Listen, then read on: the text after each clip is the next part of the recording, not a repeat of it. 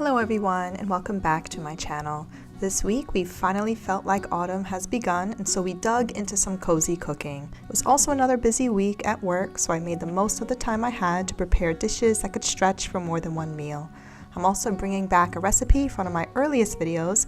It's just one that fits perfectly with the feast days that occurred during this week. Just like my previous video, this one will continue to shine new light on all the things that inspire me when I'm cooking and may inspire you too. So let's put on our apron and get into the kitchen. I'm SB and this is SB Living. A big roast is one of the meals I go to when I have a chunk of time to cook, and especially when I know I will have a few busy days ahead.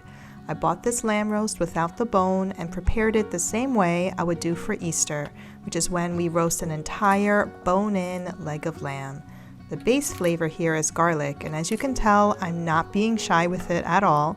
The garlic goes straight into the grooves I poked into the lamb and even underneath the folds on the bottom.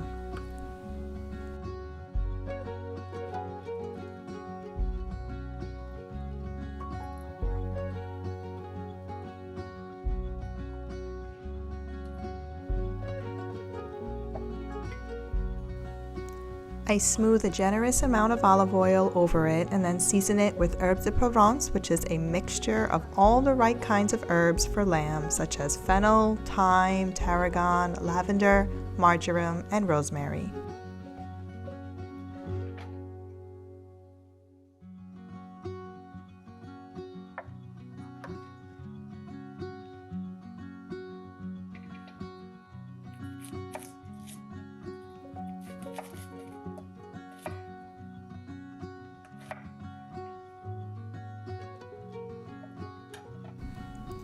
Lamb is meant to be enjoyed with potatoes, so I'm just going to chop up a bunch, throw in a few cloves of garlic, and season it all in the same way I did the lamb.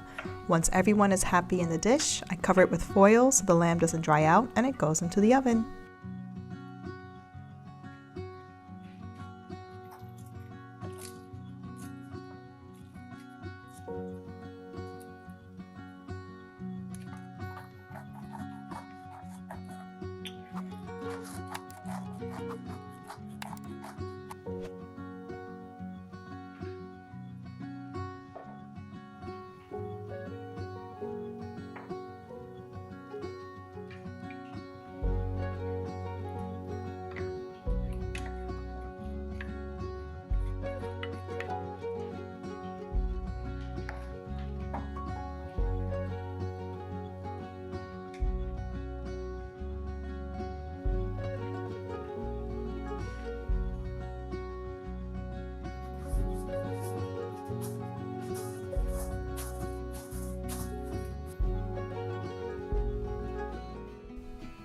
As the lamb begins to roast, I continue to do some touching up in the house.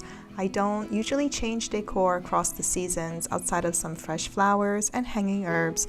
I do try to rotate a few handmade items though, like these small tapestries I embroider every so often. I really like working on these since they are quite small and therefore quicker to finish. They're actually sold as table runners, but I like to hang them on this simple rod I attached to some twine. They stay nice and clean, which I know they wouldn't be if they were draped on my kitchen table.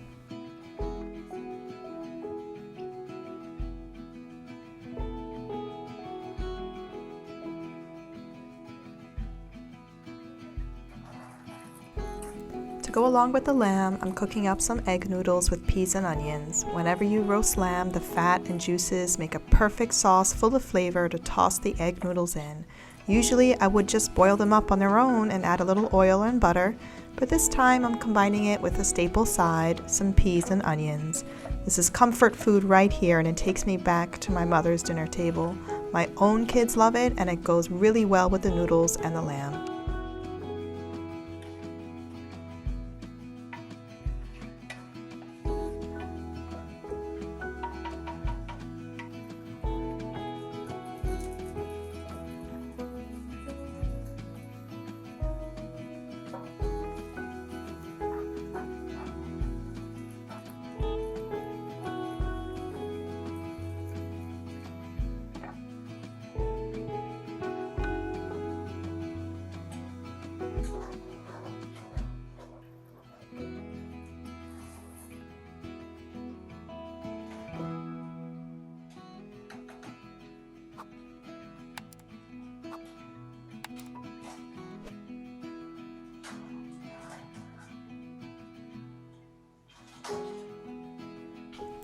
In the US, when we often think of a roast, we usually think of beef or pork, and in many Mediterranean or Middle Eastern cultures, a lamb roast is just as popular, if not more so.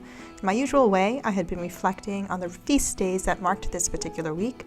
My penchant for a lamb roast only grew when I saw that we were to celebrate the feast of St. Matthew. This day celebrates one of the first apostles who cared for and represented the Lamb of God, for which this dish is appropriate. Preparing this meal was yet another way to meditate on the life of St. Matthew, who shows that no one is perfect and that even if we may not always be on the right path, we are all worthy and able to be saints in our own way.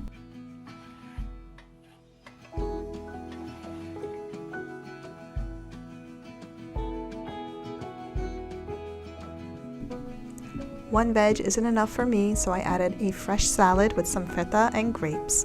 We always need something fresh with a heavier meal, so with this salad, this dinner is considered done.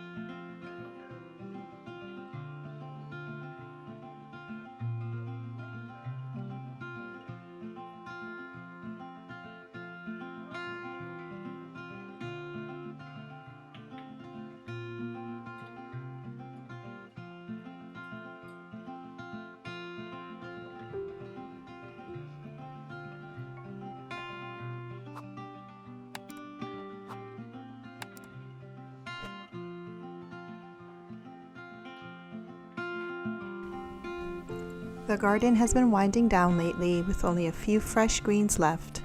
You've seen a lot of Swiss chard in my videos, often tossed with some pasta, but this time I'm making it on its own with some garlic and oil. There are fresh shoots as they are beginning to grow faster as the cooler weather comes. And this big tub I use for so many things, and one of them is dunking all the greens from the garden for a good wash.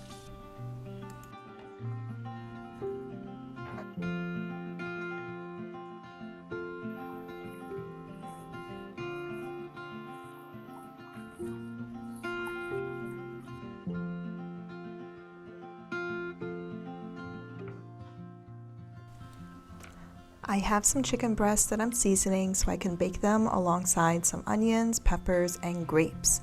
We all know that onions and peppers become sweet and caramelized in the oven, and the same thing happens with the grapes. They become roasted and their flavor becomes deeper and sweeter. It's really nice.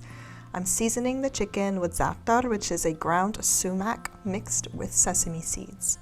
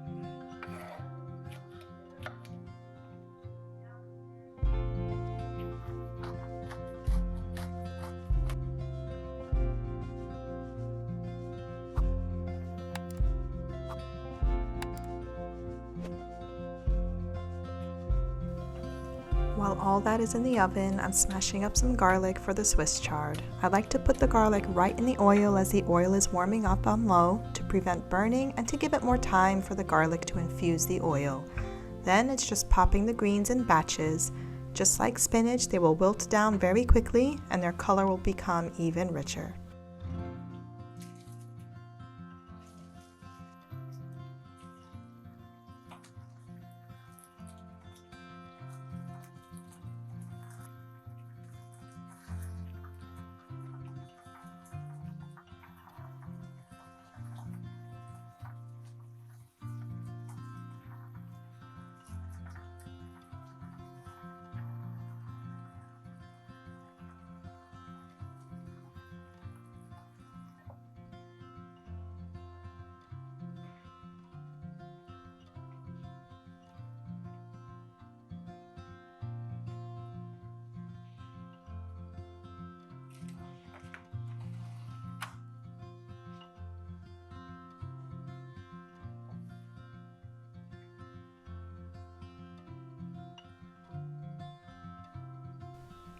To round out this meal, I'm breaking up leftover lasagna sheets. This is a practice I learned from my grandmother.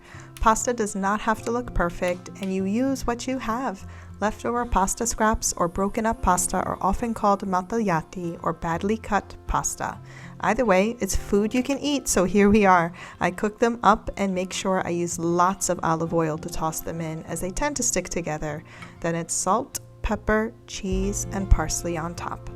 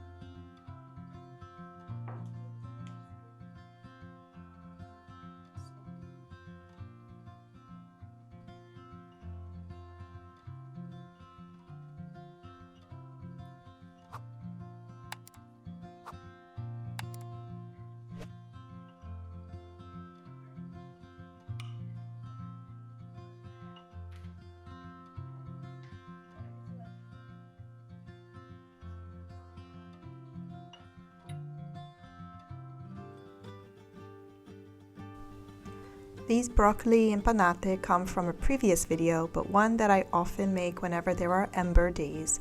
The week I made this, we have a few ember days, or ember tide, which are a set of fasting days that come after or before a major feast day. A few weeks before ember tide, we celebrate the Feast of the Holy Cross. It's also no coincidence that this ember tide is traditionally around the first day or week of the autumn season, which historically was a time to celebrate the completion of a successful harvest. It also falls around the same time as the Jewish feast of Yom Kippur, where fasting is also practiced before a bountiful celebration. There's so many connections you can make with these cultural and religious seasons, and it makes preparing foods for them even more meaningful.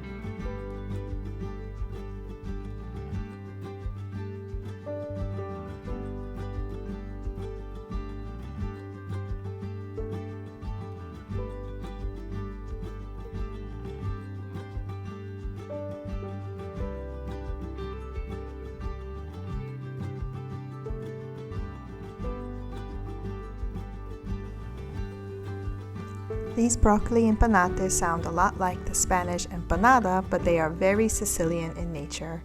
After making a dough for the crust, they are filled with broccoli and garlic mixture and baked with some egg wash, making it a super simple but filling meal. I was also excited to make this meal not just for fasting during Ember Days, but also because it reminded me of another feast day that landed at the same time, which is the Feast of Padre Pio. Padre Pio was an Italian monk who was known not just for carrying the stigmata, but also for the way he was so simple and straight to the point. His most famous saying is prega, spera, e non preoccuparti, or pray, hope, and don't worry. His face could be found everywhere in most Italian Catholic homes, and I kid you not, before I had much sense when I was younger, I thought he was an actual family member.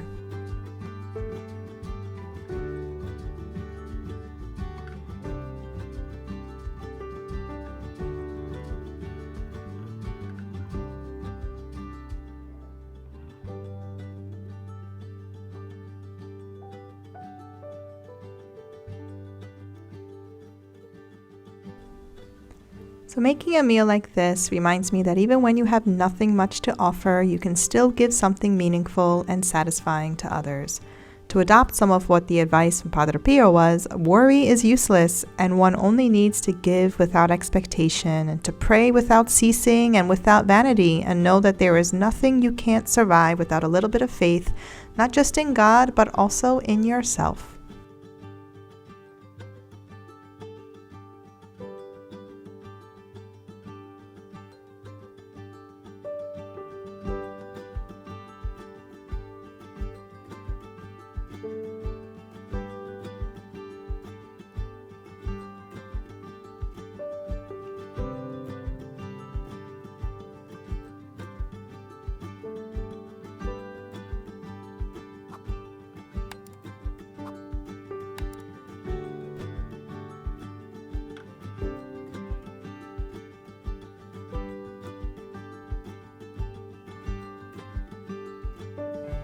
You can fill these impanate with pretty much anything you have in the fridge at the time. You can do spinach and garlic, add some sun-dried tomato or olives, pretty much anything you want. And if you aren't fasting, you can fill these with a meatball mixture or some prosciutto.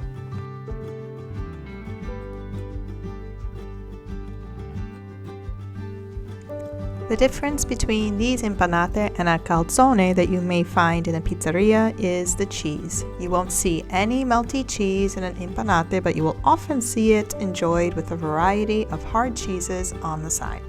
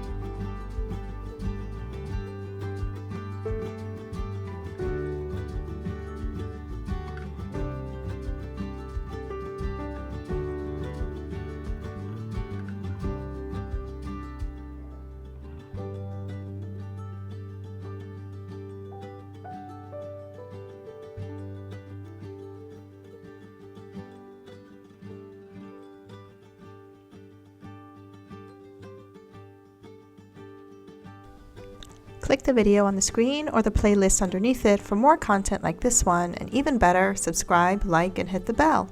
See you next time!